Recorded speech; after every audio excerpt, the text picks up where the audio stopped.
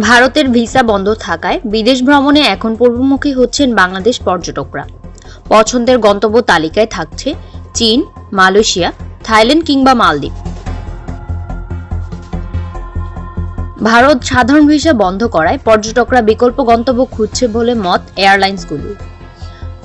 বছরের শেষ ও শুরুর দিকে 4 থেকে 5 মাস দেশ থেকে দেশান্তরে ঘুরে বেড়ান ভ্রমণ পিপাসুরা।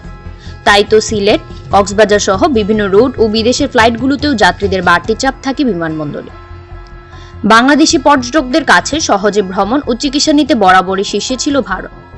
তবে জুলাই-আগস্ট বিপ্লবের পর থেকে সাধারণ ভিসা বন্ধ রেখেছে দেশটি।